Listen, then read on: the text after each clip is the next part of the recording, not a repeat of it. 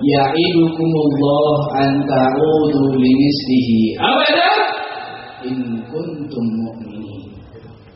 Ini adalah ayat yang menerangkan Allah melarang umat Islam, Allah melarang mukminin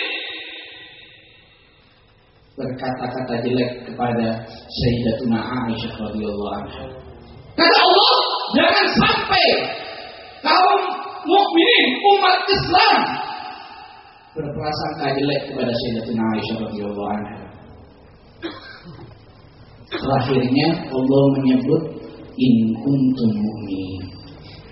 Kalau kalian benar-benar beriman, kalian tidak mungkin menjelekkan Sayyidatuna Aisyah radhiyallahu anha karena beliau adalah ibu kita. Kalau kalian benar-benar beriman, kata Imam Malik, man fa'ala al-qadar la yabqa ma'ahul iman. Orang yang berani menuduh Sayyidatuna Aisyah dengan tuduhan yang sangat jelek, dengan tuduhan yang sangat keji, orang itu tidak mempunyai iman alias kafir.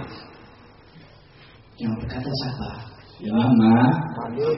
Bukan Habib Kadir. Imam Malik.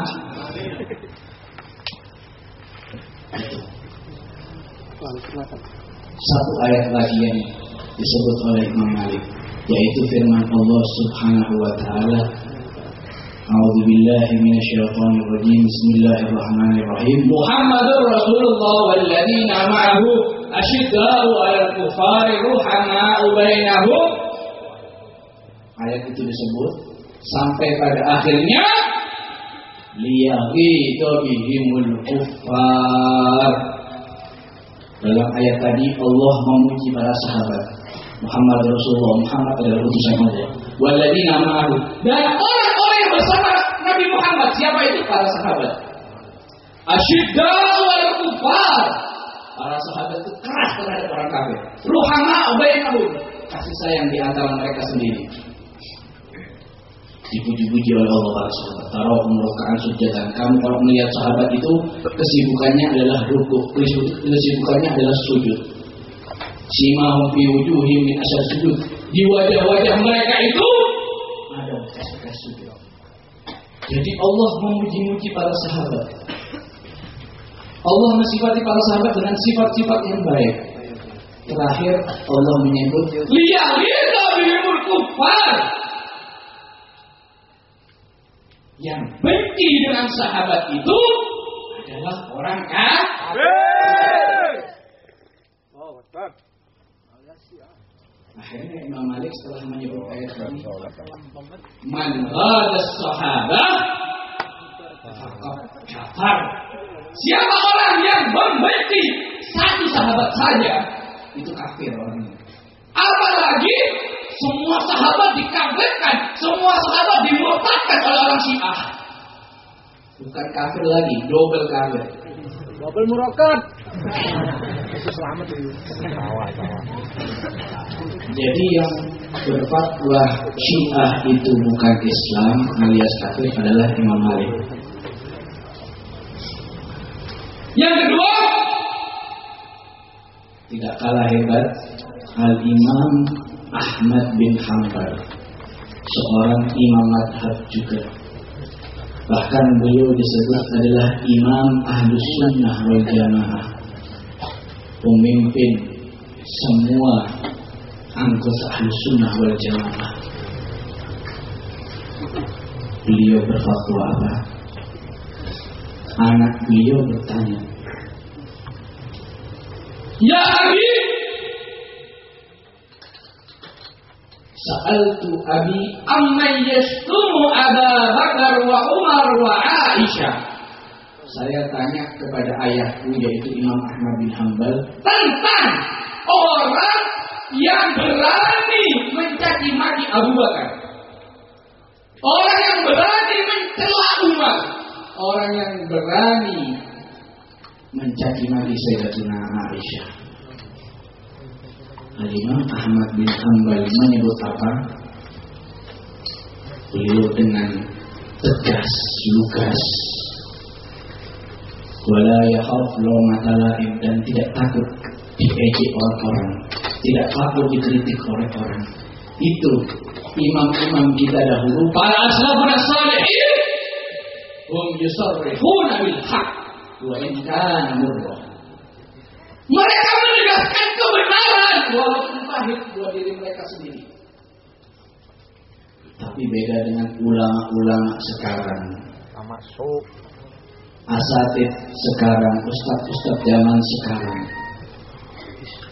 Jangankan nyebut si kafir,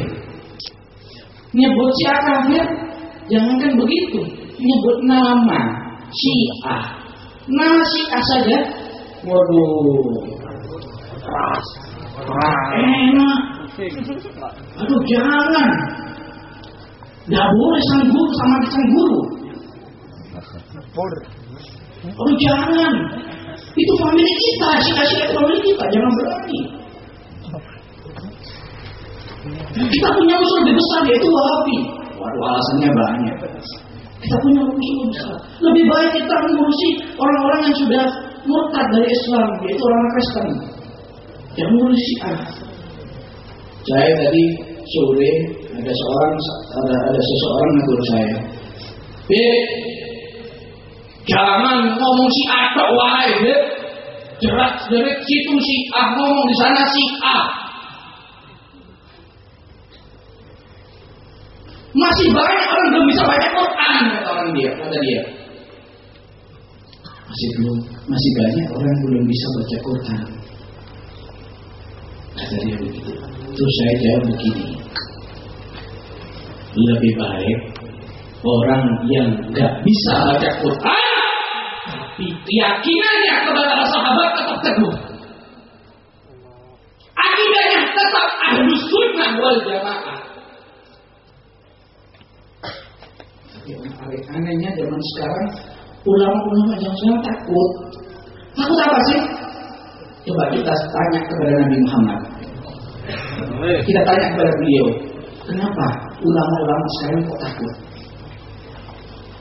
Di satu hadis Nabi pernah bersabda kepada para sahabatnya, nanti pada akhir zaman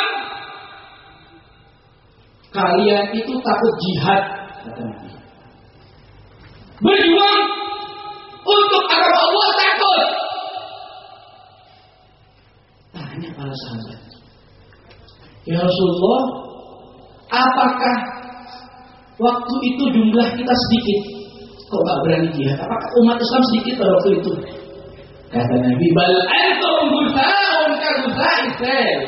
Umat Islam pada zaman itu banyak sekali, seperti buih di lautan, saking banyaknya. Islam pada waktu itu mayoritas, Ahlus Sunnah mayoritas.